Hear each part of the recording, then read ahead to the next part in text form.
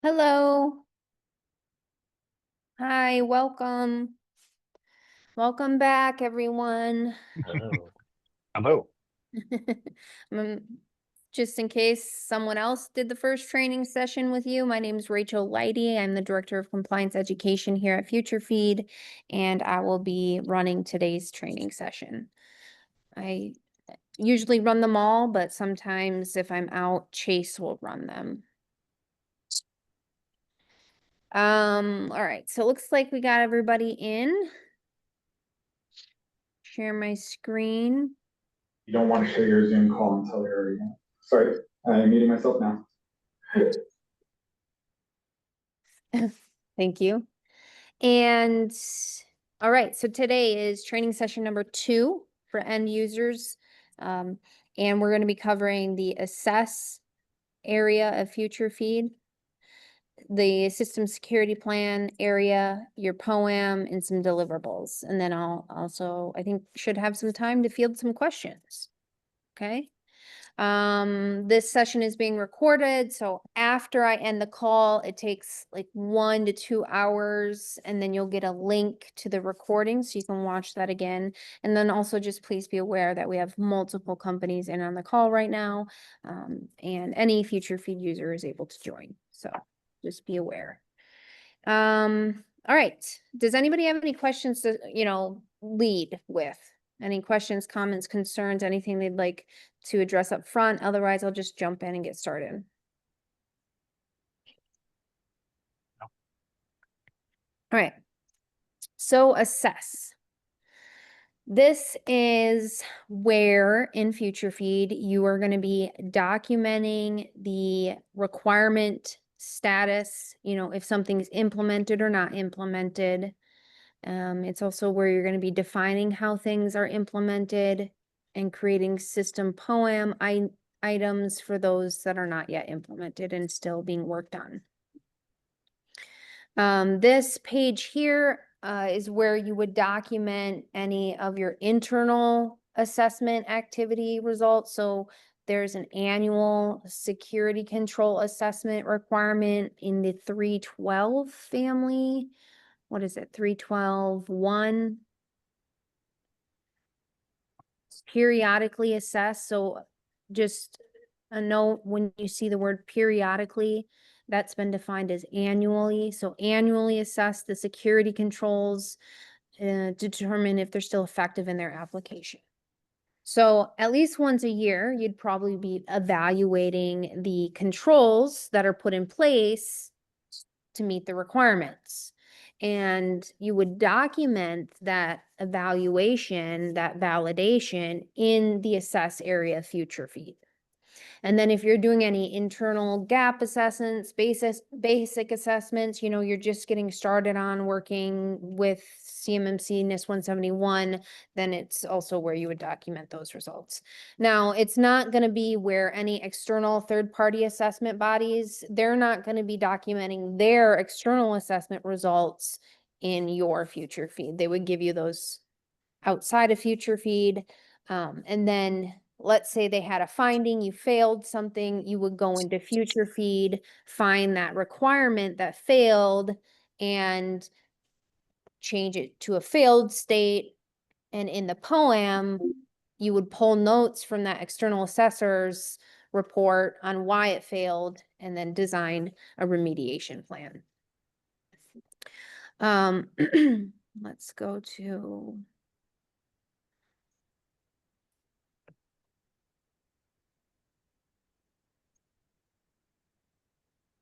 Okay. Let me minimize all these.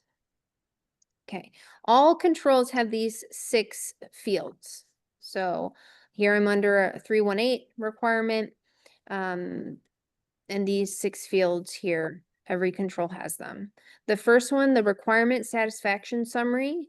This is where you're identifying if the objectives are met or not met, or not applicable, as well as defining how things are implemented. So your implementation method or your implementation narrative. Okay, we have a place for you to define at a high level how this requirement limit of unsuccessful logon attempts is implemented. And then down here at the objective level, under the statements, is a place for you to define how that specific objective is being implemented. If you were like making a decision on what fields to fill out, because I do understand that the summary notes can be a little repetitive, you end up kind of defining the same stuff down in the objectives. But if you wanted to leave one blank, I would say leave the summary notes blank, and very strongly recommend you fill out at least the assessment of the objective statements, okay? Assessors really like it when you write your system security plans at the objective level. That helps with the assessment and really understanding how the requirement's implemented. So let's look at a control here. Objective A. It says the means of limiting unsuccessful logon attempts is defined. So an assessor is going to be they want to see some definition here. In my statement, I said that the means of limiting unsuccessful logon attempts is defined in the access control policy. So now, let's pretend I'm filling out FutureFeed. I'm still working on populating FutureFeed all the way. When I read this statement, I would expect to find my access control policy connected down below under the examine area. So examine is where all of your documentation evidence can be found. So here I have my access control policy connected. Okay. And I've seen it where people, they don't have an external document, so they'll define things in here. The means of unsuccessful logon attempts is defined as, 5 attempts in 15 minutes, after which yada, yada, yada, your account gets locked out. So it's up to you. When I was doing consulting, the smaller companies, they didn't want to manage 20, 30, 40 different separate documents. And so they did define some of these objectives in their system security plan. And that's acceptable. The objective is you have to have that definition, whether in your system security plan or in some supporting documentation to your system security plan.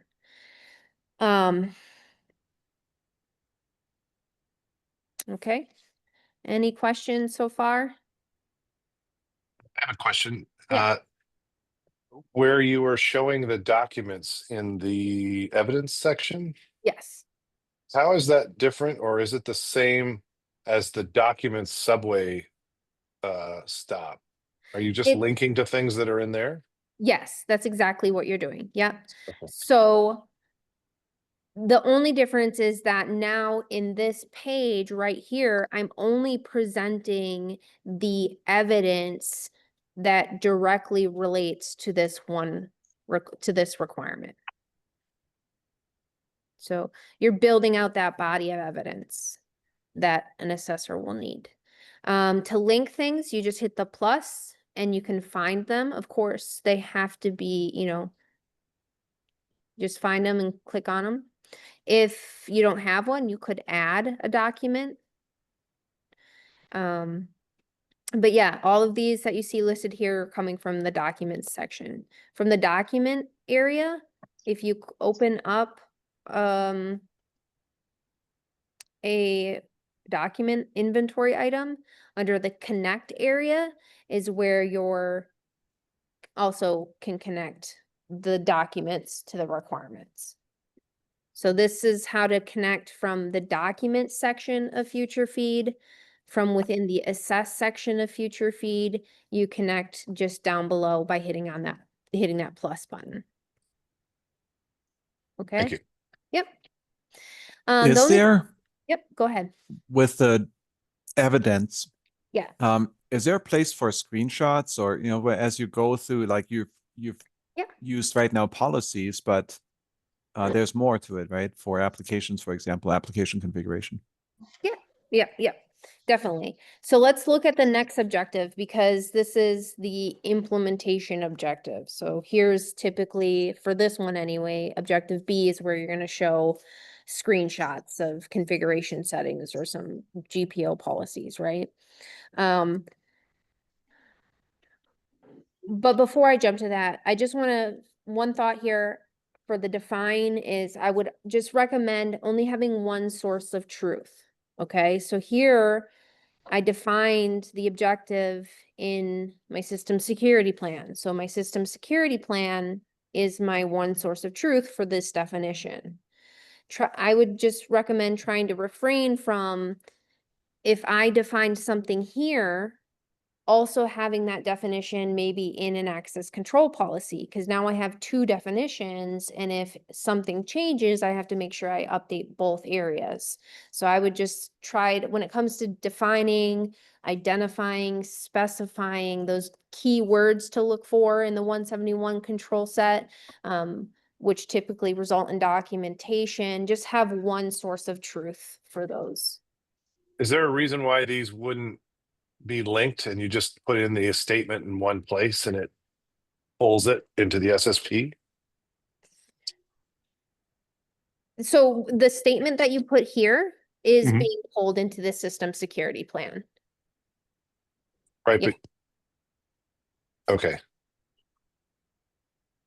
Can you provide an example as you go to your next evidence that you're doing in that connect section of the proper means or proper way to use the connect section to do that? We've been discussing between the leadership side and the kind of the plus sign up above of what the proper way to use that connect section is. Yes, yeah, I can do that. All right, let me do the objective B for the screenshot evidence question, and then I'll come back to connect and the leader follower model that's in there, okay? All right, so for objective B, the defined means of limiting unsuccessful logon attempts is implemented. So here's where we're going to show some evidence of implementation. And then this is a technical requirement, so it's going to be typically like screenshots or config reports. Here's how I wrote it up. I said my window in this fake sample environment, training environment, I have Windows assets, I have an on-prem firewall, and it looks like I have an application, a major application, SaaS application that's storing, processing, or transmitting COI. So for my Windows, the defined means of limiting unsuccessful login attempts is implemented by Entra ID with a policy. Entra ID is managed by our external service provider, company ABC, who is responsible for configuring and maintaining Entra ID. Please see the company ABC shared responsibility matrix or customer responsibility matrix CRM for additional implementation details. So that's my implementation narrative for my Windows endpoints. Then I have an on-prem firewall. So my on-prem firewall is implementing the defined means of limiting unsuccessful login attempts by a local config setting, which is managed by my IT admins, not an external service provider. Okay, so here I'm trying to show you that just make sure when you're defining the implementations of your objectives to address all assets inside your assessment scope. I'm a lead CCA assessor, and it's common where when I was doing JSVAs, I'd go do an assessment, and in their system security plan, they would only address, like the main technology they use. They would forget to address some of the other assets that are in scope, like servers, routers, switches, wireless access points, your on-prem firewall. So the point is, when you're defining your implementation method, if if the implementation is the same for all assets, then one statement is sufficient. But if you have to factor in what assets are in your assessment scope and define how this objective is implemented on each asset, if that implementation is different, okay? So here I have some inheritance, I guess you'll call it inheritance. I have an external service provider who's responsible for helping config and maintain, manage my Windows. And then I have an employee that's doing my firewall. And then I'm using a software called Prevail, and I can't control any of the logon attempt settings for that. That's fully controlled and managed by the external service provider of that software application. And so that's fully inherited. Okay, so now in my statement, I talked about some inheritance. So I'm going to want to make sure that this inheritance teardrop is accurate. I guess I can leave it, but I'll show you. So what you do is you just click on it. I wouldn't say it's fully inherited, remember, because like Windows, I have some inheritance. Prevail, I have some inheritance, but from my on-prem firewall, it's solely my guy's responsibility for implementing that. So it's partially inherited as a, and then you would click on the little number, or if this is your first time filling out inheritance, there won't be a number there. It will show a yellow triangle. So you would click on that and then identify who or where that inheritance is coming from. So I said Entra ID, which has a GCC High CRM, and then Prevail. So I have a Prevail CRM or SRM. Okay. Now evidence, right? So my evidence here is I'd probably want to see a screenshot of that conditional access policy that has that limit of logon attempts. And I'd also want to see that that policy is being picked up by the correct assets. And then I'd also want to see a screenshot of my local config setting on my firewall. Other evidence I'd want to see is I'd want to see the Prevail CRM, and I'd want to see the company ABC CRM. Okay. So for the two screenshots where you would house them potentially is you have two places where you can upload that evidence. One place is if you scroll way down, the last section is called additional artifacts. Under there is where you could upload those screenshots if you'd like. Another place is I could go into the actual tools that I called out. So Entra ID. Oops. I go under test, go under Entra ID. In here, I have an evidence tab. So I could put the screenshot of the policy here. So that way it's always associated with this Entra ID item.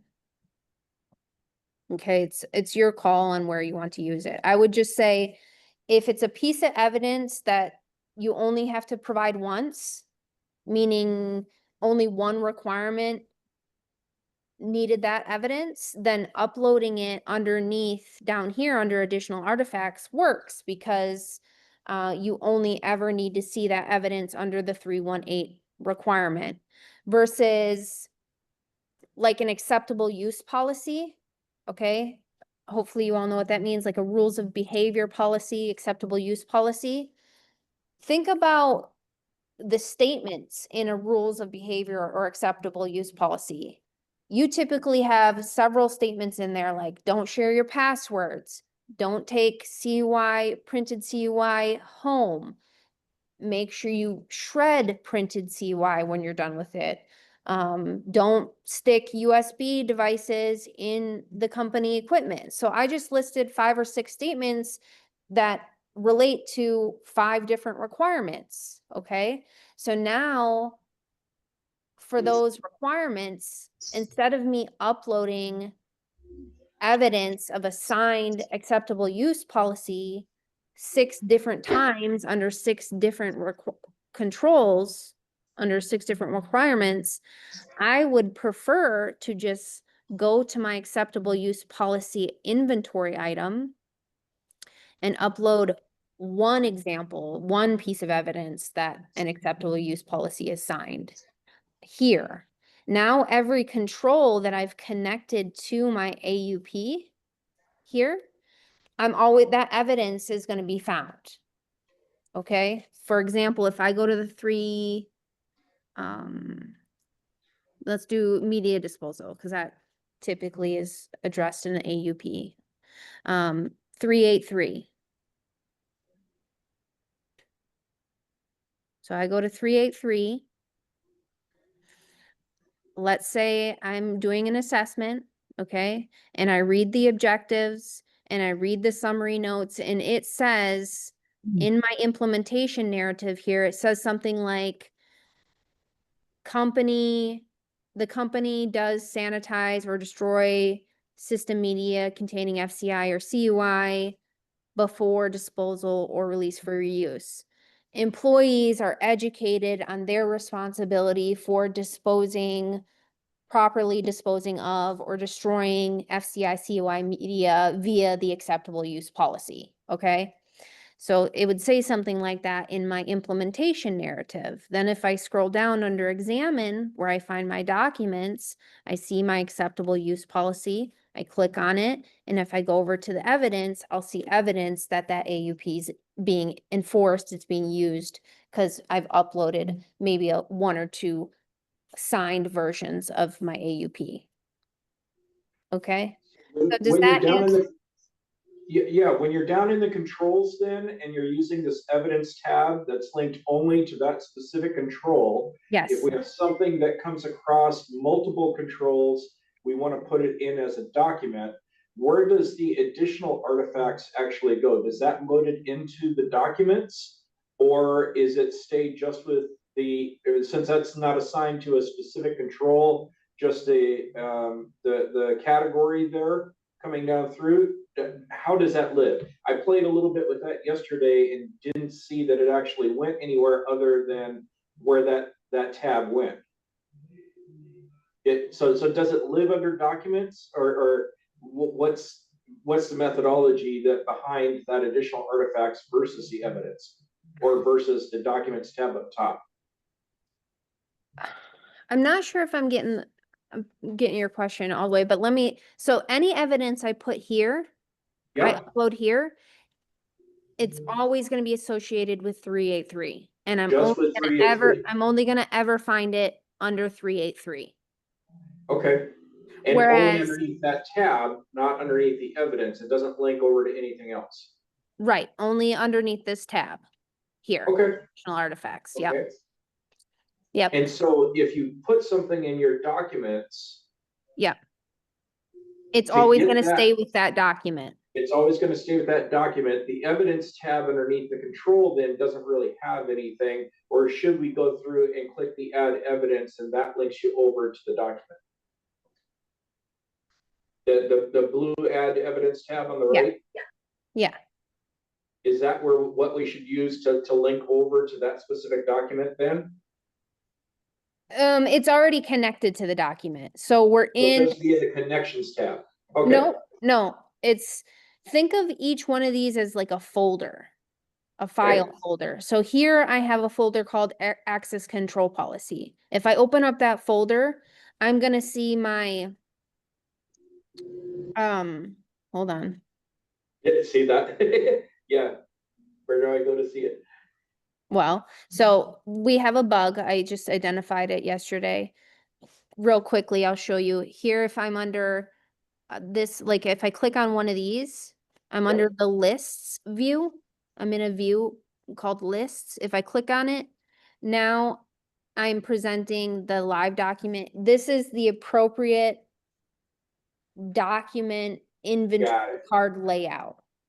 Whereas if I go into my evidence status and I click on it, it doesn't show me the live document. This is actually a tools inventory item layout. So the dev team is aware of that, and that will be fixed here soon. I just submitted the ticket yesterday. Okay. So, but to answer your question, think of these as folders. So here Yep. I have an acceptable use policy folder, and if I open it up, inside this folder, I have my working document, and I have some metadata about the document. I've connected the document to the requirements, so I've associated what requirements are being met or implemented by the document. I can create tasks related to the document. So here I'm under acceptable use policy. Maybe I'll create tasks to get some employees to sign that, or let's say I'm still working on that policy and still working on developing it. So I would create tasks about reviewing and editing and approving the acceptable use policy. And then evidence, I have a place to house all the evidence, and all of this information stays together. Okay. So you've linked that one and connect over to 311, for instance. Yes, So if I go to 311, do I actually see that, yes. or do I come back? No. So under 311, I should see the AUP copy number 4. So if I Okay. go to 311, under examine, here's my AUP copy 4, and I click on it, and it opens up my folder, and now I see all this metadata to include evidence. Got it.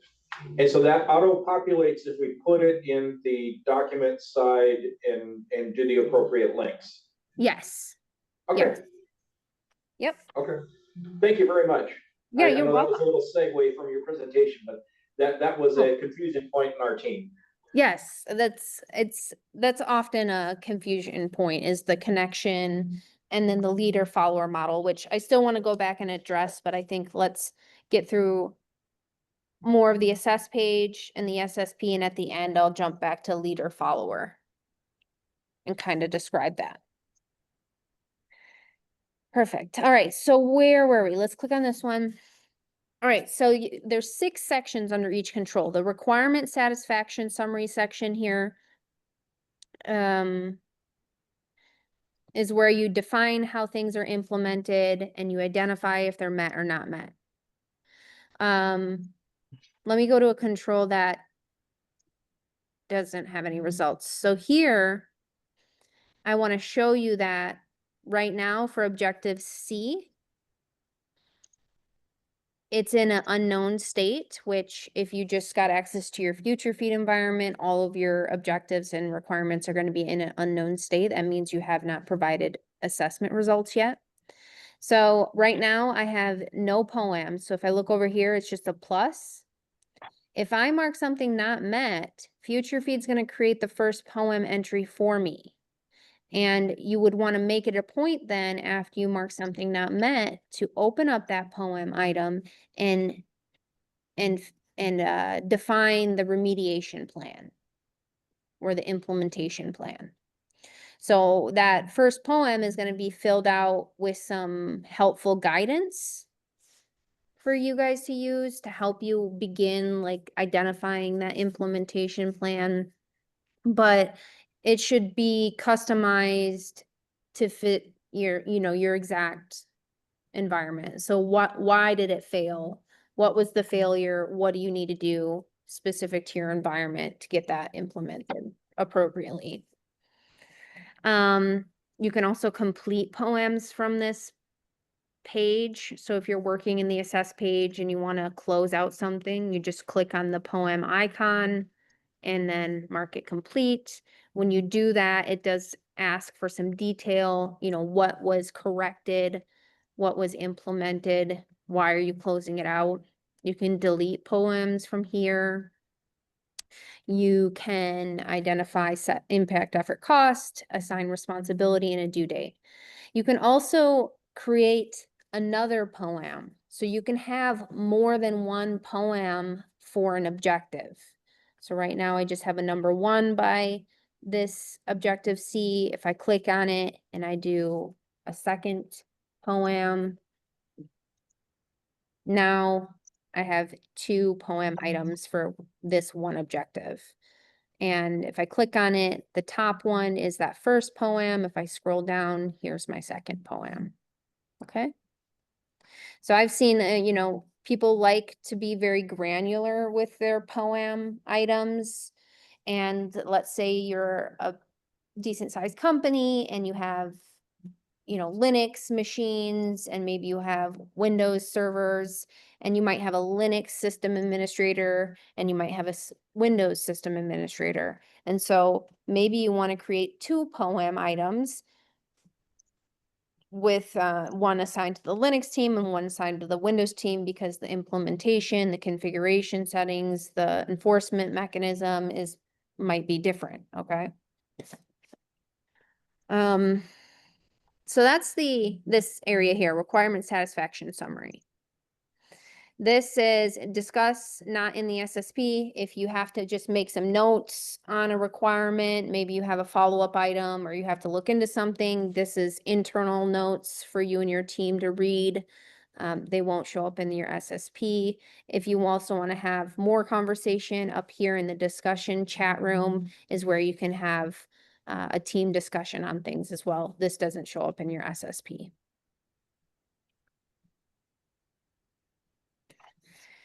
So,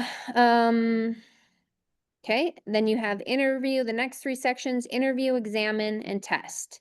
So we're in the assess area of FutureFeed, so we're using assessment method terms.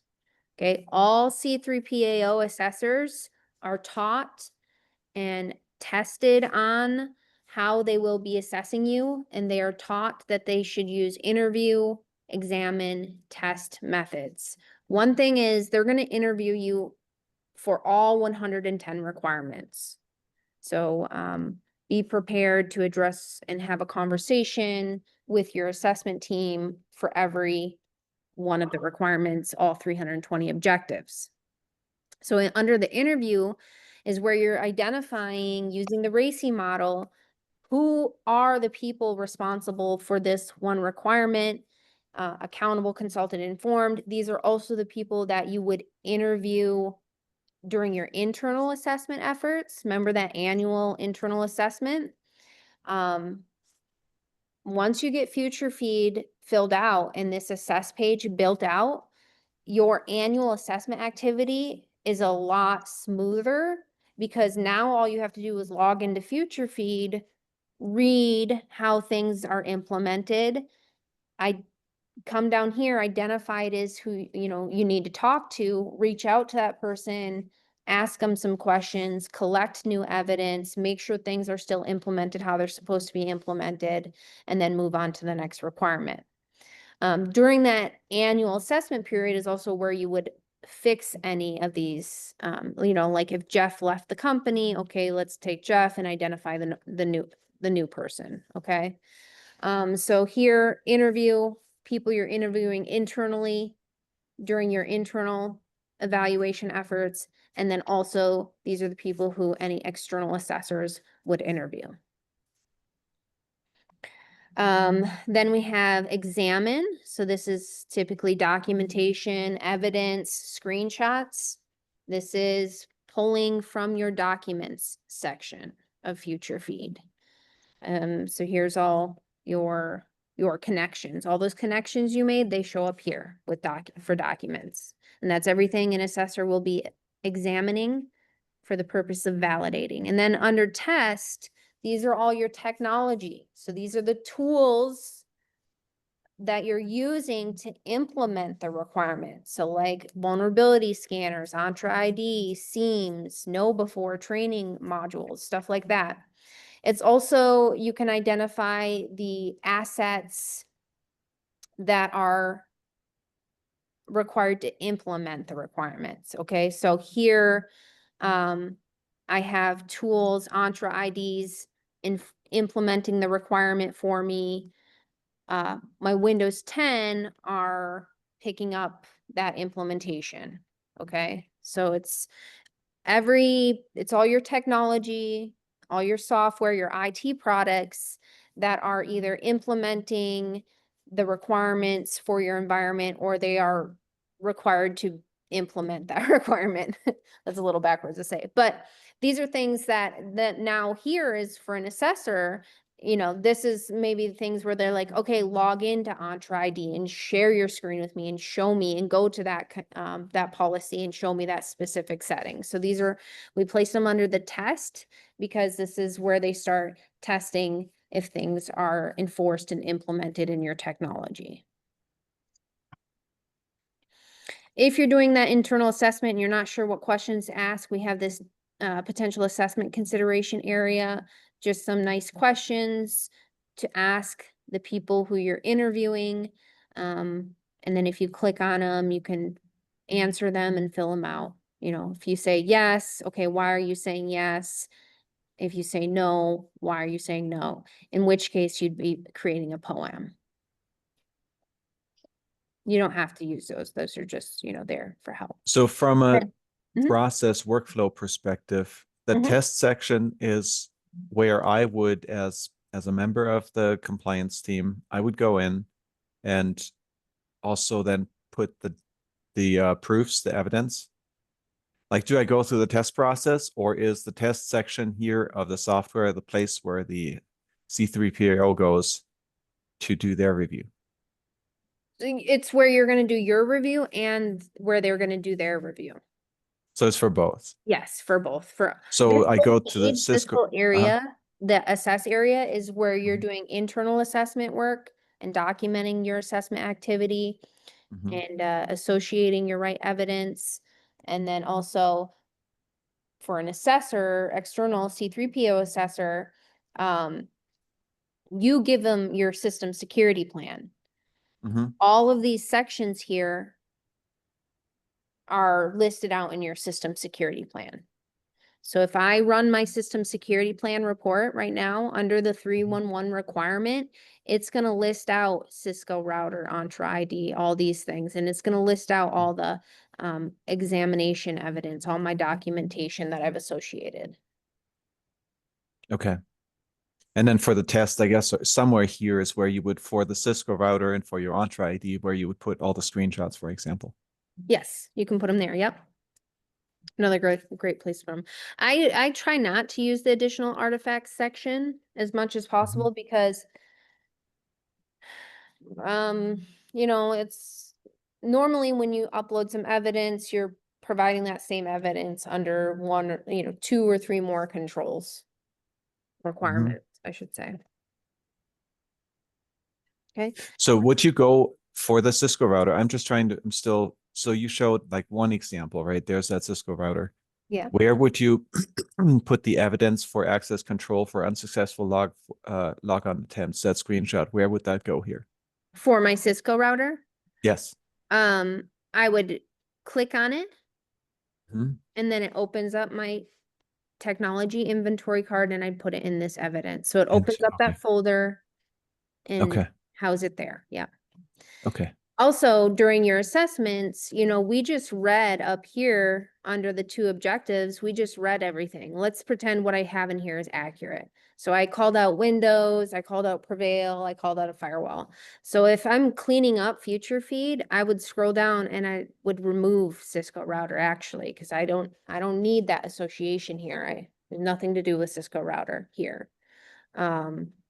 So when you're first filling out FutureFeed, the process is add your people, identify your teams and the roles, get access to FutureFeed, then go over to tools and list out all your technology.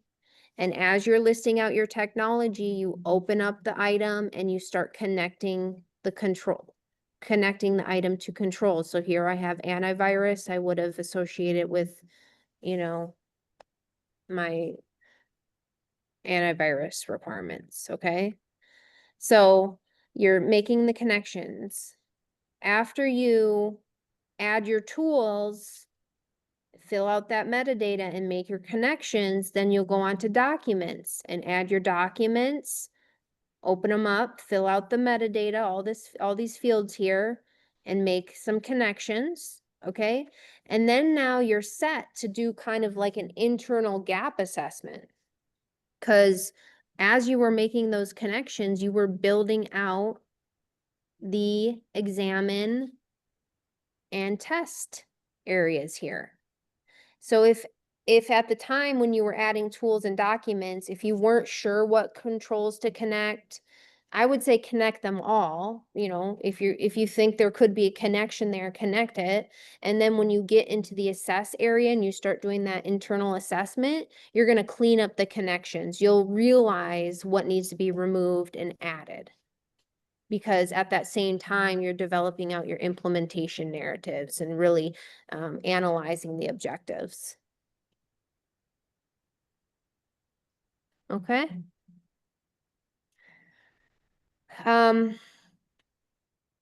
Any questions on these 6 areas of a control?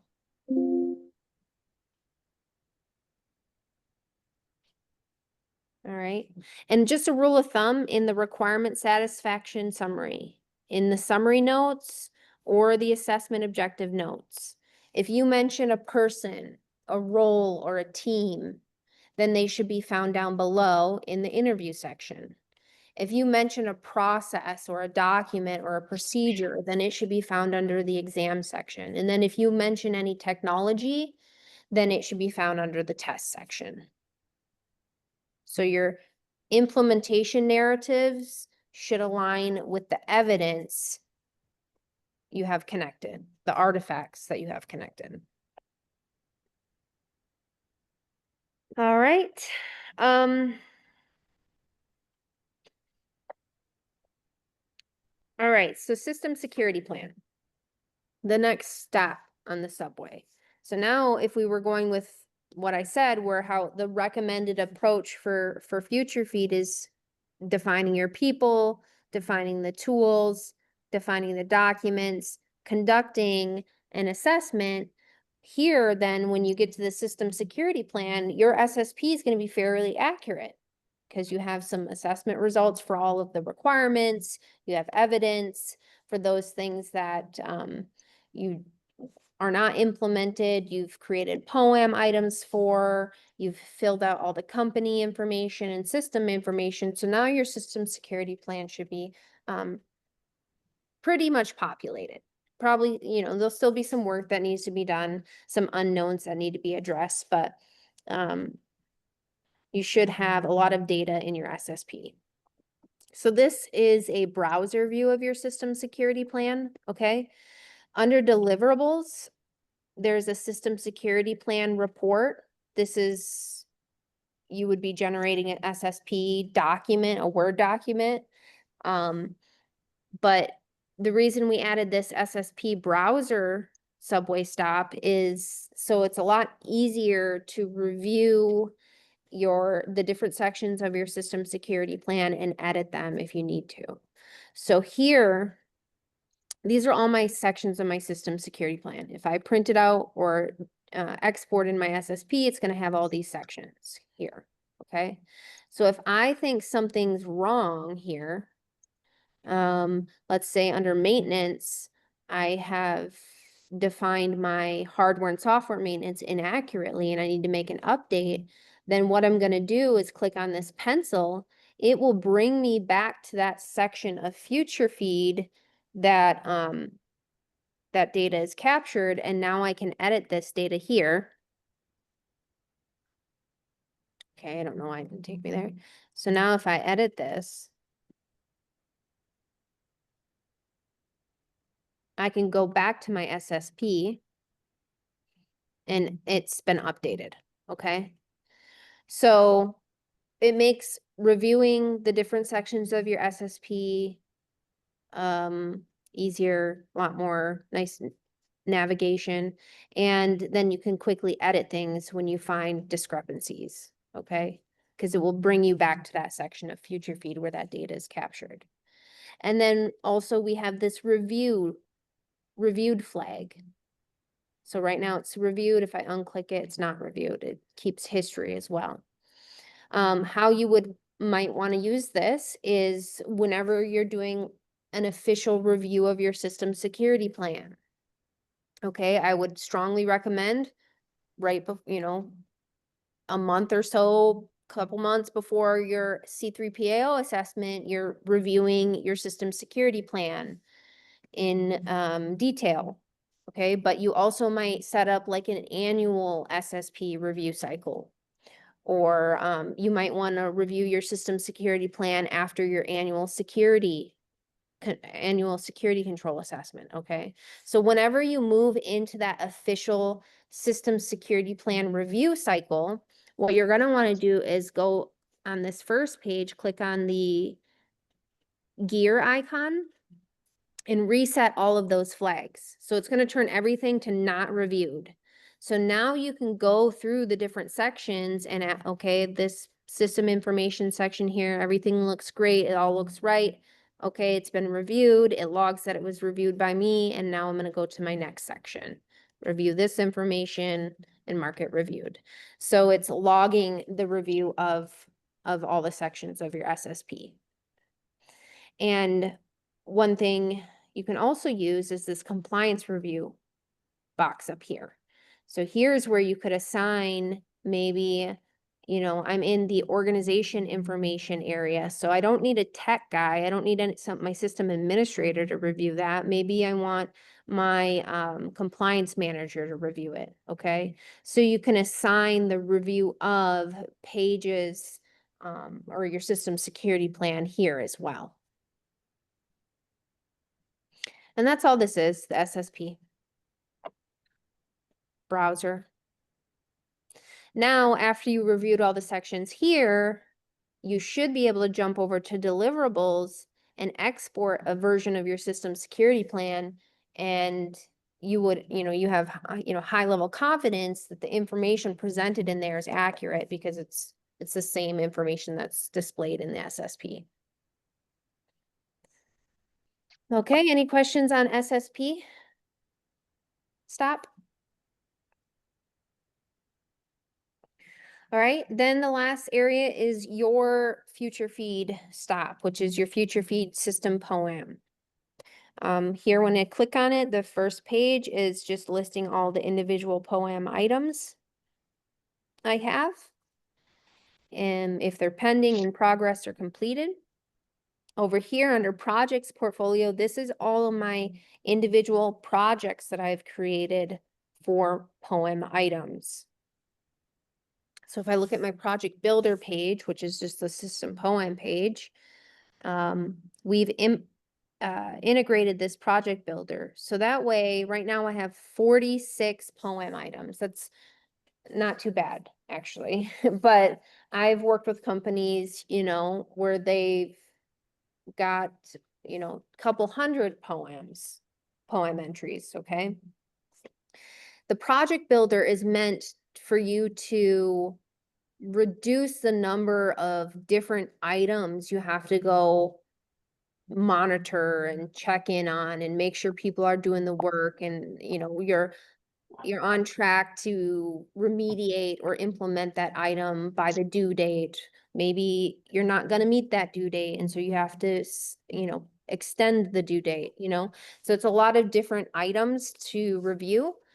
With the project builder, the goal would be for you to combine like non-compliance and then only have to, instead of managing a couple hundred POA&M items, now you just have to stay on top of and manage, 15 different projects that include all those couple hundred POA&M items. So it's like over here, let's create a project for, I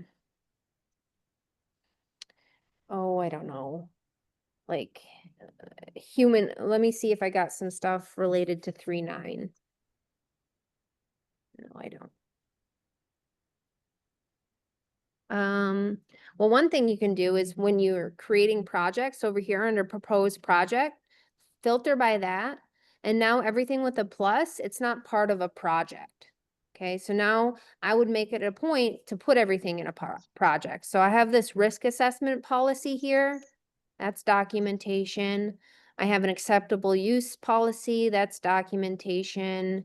Here's another one. Oops. So select the ones that you want, then go up, add to projects.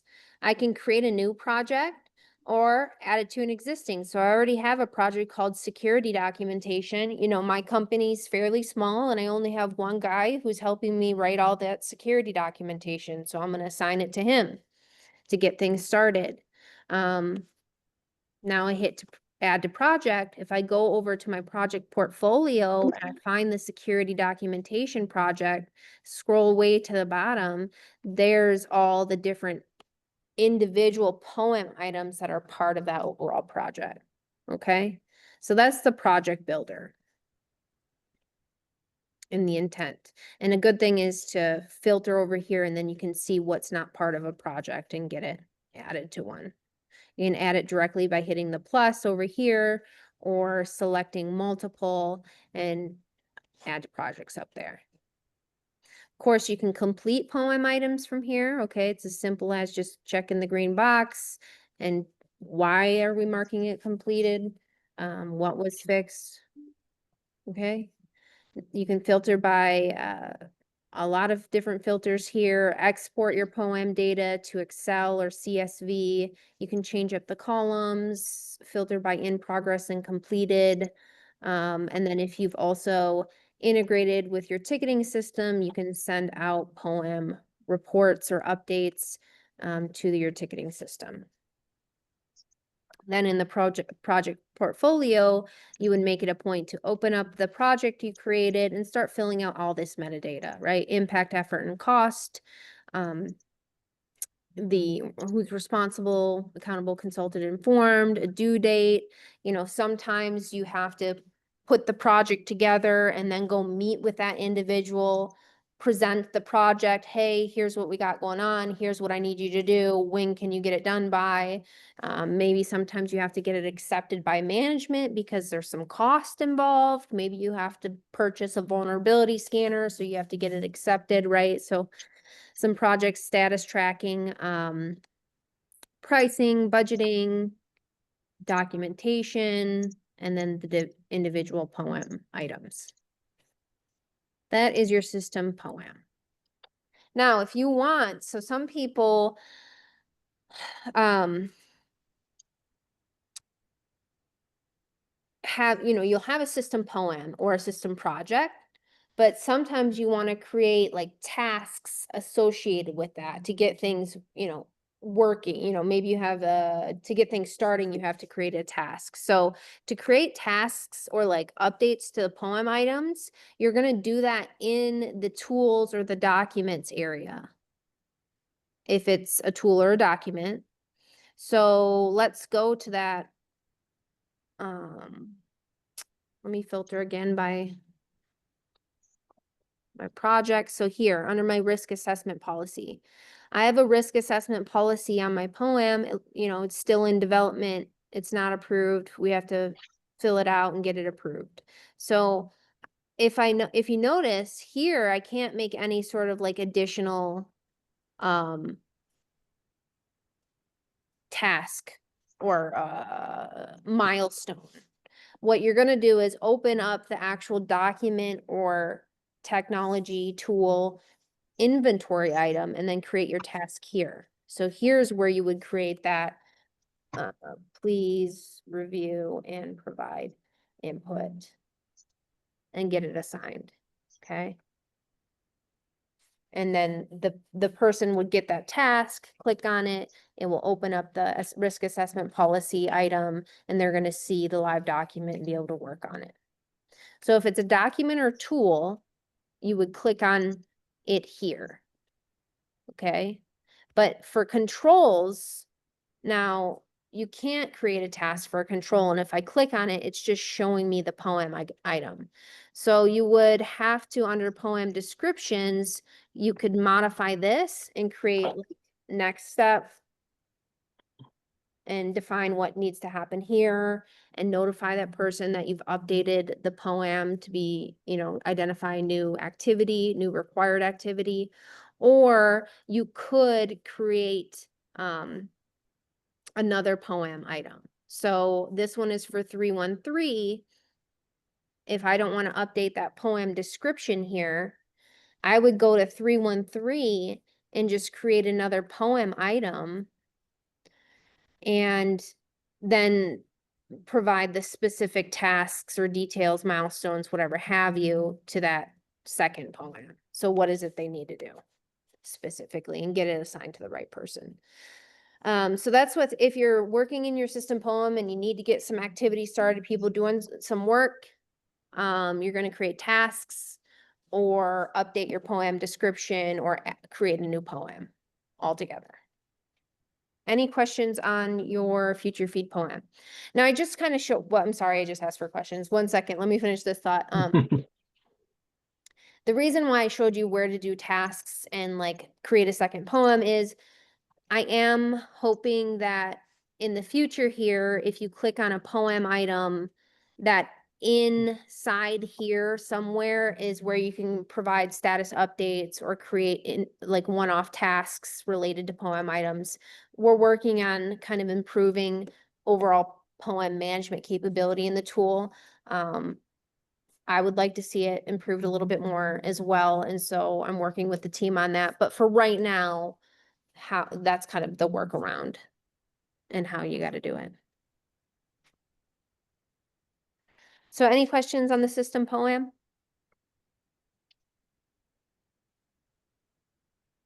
Okay.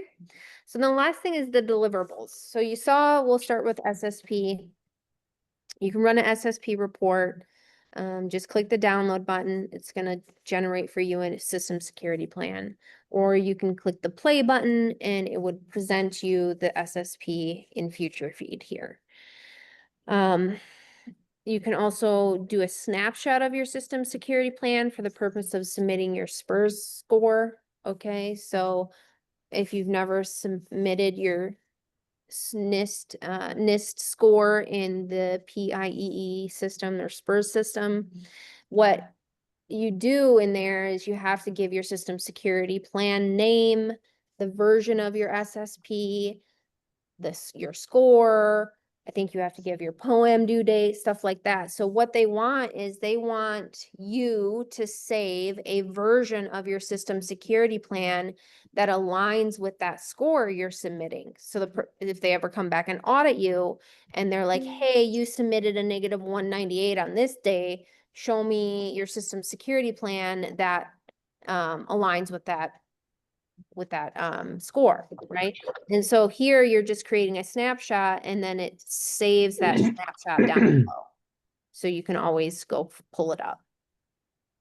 Which, let me show you what it would look like in an environment that somebody actually did it in. So here, it saves it down below. And then you could always download the old version of your SSP if you ever needed it.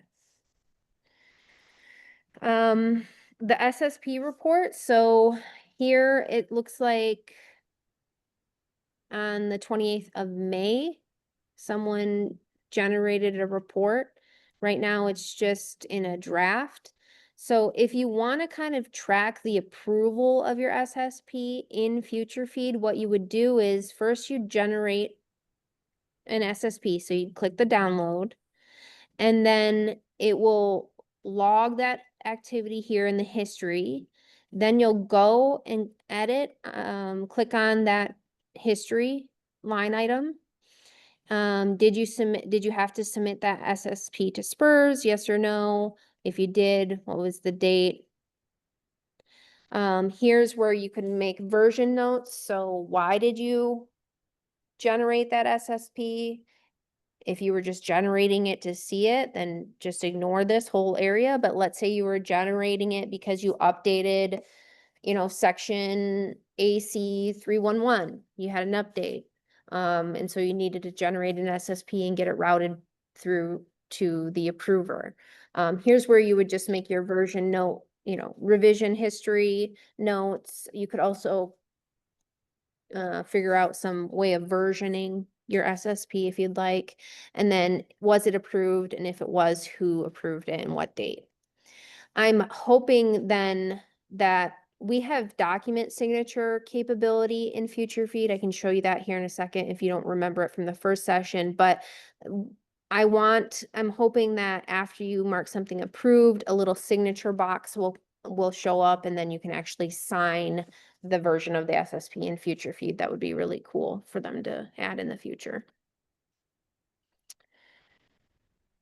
POA&Ms, so you can export your system POA&M. Here, you're exporting the listing of POA&M items, the listing of projects, and you just hit download. It's going to be in a docx or a Word document. If you did want it in an Excel or CSV, then you would go over to the system POA&M and export right here. The last thing to cover is the cyber readiness presentation builder. So here is where you're just creating reports or presentations using the data in FutureFeed. Okay, so over under table of contents is where you just select what you want to see. Let's say I'm going to be presenting that one project that I created for security documentation. I'm going to meet with that individual and show them the project, get them started on the work. So I'm going to put together a report of that one project, and I'm going to go find it.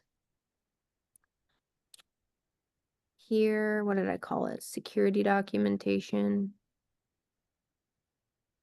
So I'll make that one visible. Okay, and now I'm going to hit play, and I have a presentation that's all about that one project. If you hit download, it looks more like a report, so that's kind of nice. Here's the documentation project, and I can scroll down and get the details. Okay. So that's the report or presentation builder. You can change the theme, fill out presenter details, executive summary to make it a real nice, well-rounded presentation. It does track history as well.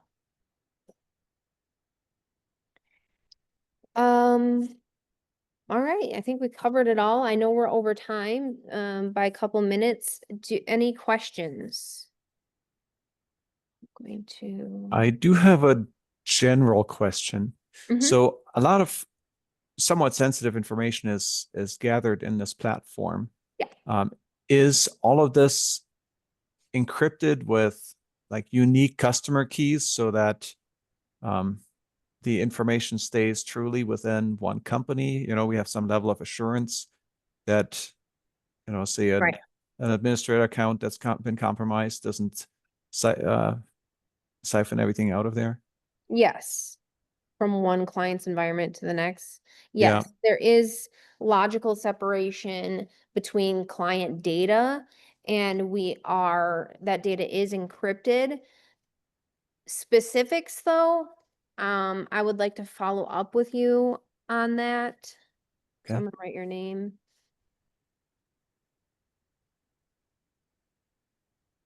And I'll shoot you an email. But let me get with the dev team for specifics. We're working on FedRAMP moderate equivalency, so they have implemented the FedRAMP moderate technical requirements, and there's some encryption requirements there, as well as we're configuring the application to meet DoD application security, the ASD application security development STIG checklist or guide. So yes, there's security as far as specifics, and if a client has individual encryption keys, I will get that answer to you, follow up with you in email, and then we can continue the conversation there. Thank you. Yep. And so we do, if any of you guys ever need it when you go into your assessment, we do have a CRM, which outlines the security of the data you're putting in here, which it's not CUI data, but we do recognize that the data is considered security protection data.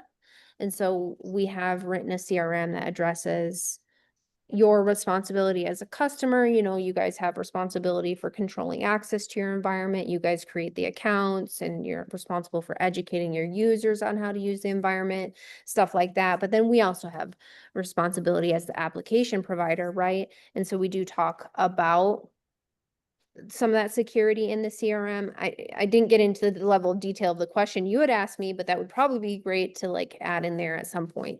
But no, I will definitely get you that answer. Any other You had questions? said you were going to go over the lead versus follower again. We are over time and I don't have to run, but I'll jump into that here if you have time. And anybody else, feel free to stick around or drop if you'd like. Before I get into that though, any questions where you got to drop right away?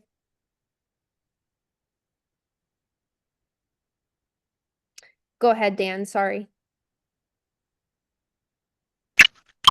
I was just saying thank you for the presentation. Coming in quite fuzzy. Was not able to hear you, but I think I heard the word presentation. So I hope you liked today's training session. That I you think found. he was thanking you for the presentation. Okay, that's what I thought. You're welcome. You're welcome. All right, so let's see, we got. Oh, you're welcome, Dan, thanks. I'm looking in the chat quick. Is Anthony still here? Okay, we got a question for new users about adding users and sending an email. I have a user with the same name, first and last. Different email address. How can I get the enrollment email to send? You would, I would assume, so when you create the user account, say, you put that individual unique email address in there.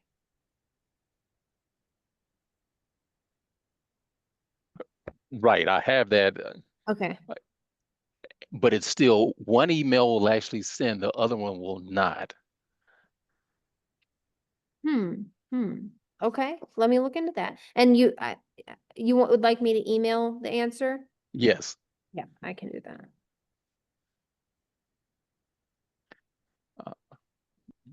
Okay.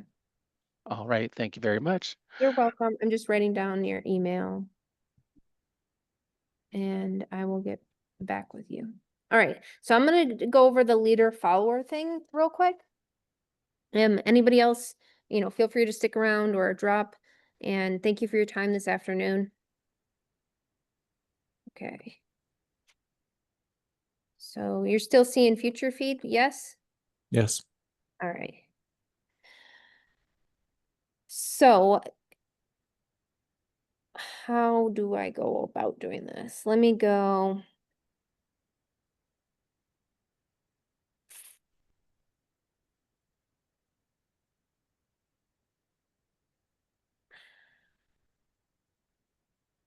Let me do let's say the risk management. Or I'll just do the access control policy. So let's do access control policy. First, clean up just start blank here. Get rid of these. Okay. So here I have an access control policy. And how the leader follower thing works is leaders are typically policies or the highest level of document that's requiring something to be implemented or something to be done. So what the point is you connect, let's say, so I have a policy here and I'm going to connect a bunch of controls. Let's just search by the word access and pretend that my access control policy addresses all of these controls here. I don't really know what's in this one, but let's say these 5 controls. So if I make something a follower of this document item, then whatever I identify as the follower is going to inherit these same 5 connections. Okay, so let's say I have an access control procedure. So I would connect the procedure I don't know if there's one in here. Let's hope there is. Let's see. New client onboarding procedure, employee onboarding procedure. Remote access authorization procedure. So now I've just connected these 3 procedures to this policy. I'm treating it as the leader. And so if I go to this procedure now, you're going to see the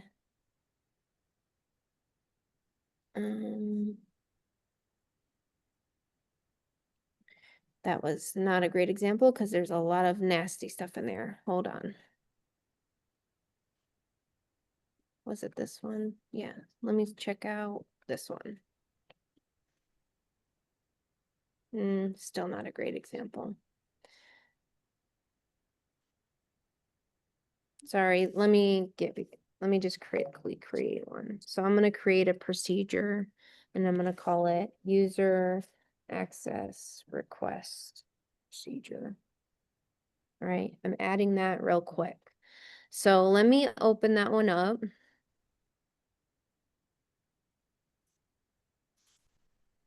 I'm gonna search for it. Here's my user access request procedure. If I open this up right now, I have no control, nothing is connected. There's no associated requirements or controls, okay? So I could open it up and click the things that I want to associate with this user access request procedure, or if I make my access control policy the leader,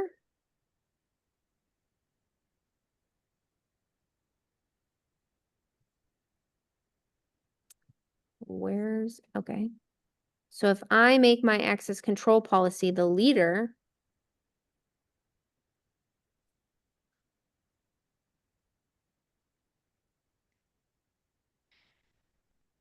this one here that I connected those 5 controls to, now if I go up here, I have them being pulled over. So looks like there's a bug potentially. These 5 controls here that I associated with my access control policy, these 5 here, 3.1.12, 3.1.13, 3.1.14, 16, 17. If you notice down here, I now have my user access request procedure connected. It's a follower because I had made this access control policy the leader in that other area.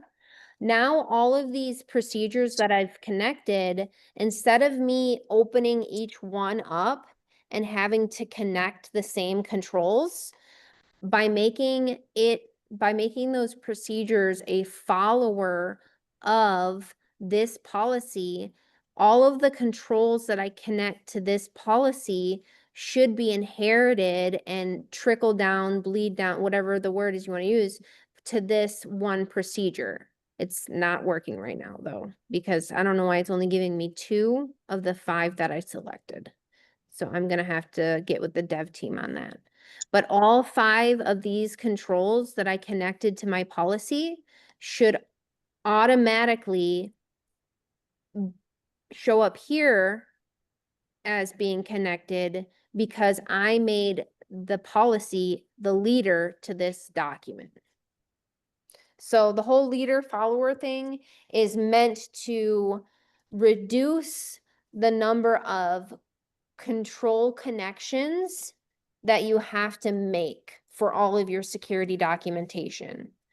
So think of what I would do is if I had a user access request procedure and I had a user access request form, I would make the procedure the leader and the form the follower. So now I only have to manage the connections for the controls for the procedure, and the follower being the actual form will have those same connections applied. If you make a change to the leader connected controls, then the follower will pick that up. That's how it's supposed to work. Thank you very much. I do have to bail out, but that was perfect, and that was what I was looking for when it came to leaders and followers. Okay, you're welcome.